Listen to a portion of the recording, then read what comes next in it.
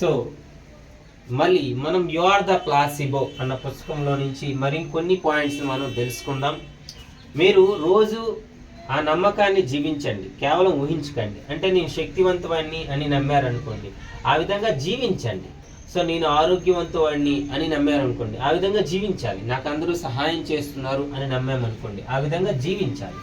So మీరు రోజు ఆ నమ్మకాన్ని జీవించండి, కేవలం ఊహించకండి. పర్సెప్షన్ మారితే బయట ప్రపంచం మారినట్టు అనిపిస్తుంది, కానీ అది మీరు మారిన ఫలితం అన్నమాట. సో మీ జీవిత అనుభవాలు మీ మనస్సు అద్దంలో చూసిన ప్రతిబింబాలే.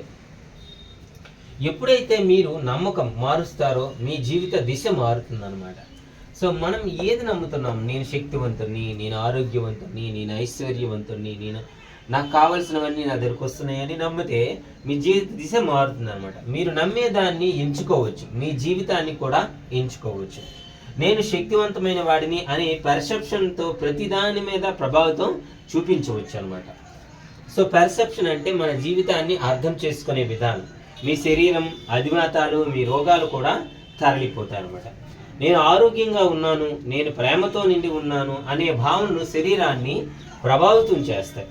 సో మీరు ఎప్పుడైతే నాకు ఇది సాధ్యమే అనే భావనను కలిగించగలిగితే అది యాక్టివేట్ అవుతుందన్నమాట. మీరు ఎప్పుడైతే నాకు ఇది సాధ్యమే అనే భావనను కలిగించగలిగితే అది యాక్టివేట్ అవుతుంది. సో మీరు రోజు ఆ నమ్మకాన్ని జీవించండి, కేవలం ఊహించకండి.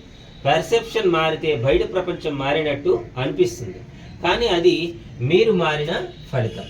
సో మీ జీవిత అనుభవాలు మీ మనస్సు అద్దంలో చూసిన ప్రతిబింబాలే. ఎప్పుడైతే మీరు నమ్మకం మారుస్తారో మీ జీవిత దిశ కూడా మారుతుంది. సో మీరు నమ్మేదాన్ని ఎంచుకోవచ్చు, మీ జీవితాన్ని కూడా ఎంచుకోవచ్చు అనమాట. సో నేను శక్తివంతమైన వాడిని అనే పర్సెప్షన్తో ప్రతిదాన్ని మీద ప్రభావితం చూపించవచ్చు. సో పర్సెప్షన్ మారితే మీ శరీరము, మీ అభిమతాలు, మీ రోగాలు కూడా తరలిపోతాయి. నేను ఆరోగ్యంగా ఉన్నాను, నేను ప్రేమతో నిండి ఉన్నాను అనే భావాలు మీ శరీరాన్ని ప్రభావితం చేస్తాయన్నమాట. సో మీరు ఎప్పుడైతే నాకు ఇది సాధ్యమే అనే భావనను కలిగించగలిగితే అది యాక్టివేట్ అవుతుంది. So my dear friends, so ఈ విషయాలు వినండి, మీకు అవసరమైన రీతిలో మీ నమ్మకాన్ని పెట్టుకోండి.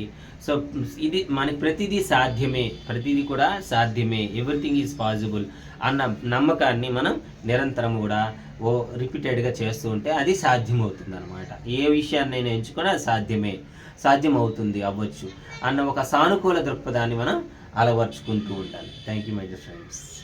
నెక్స్ట్ వీడియోలో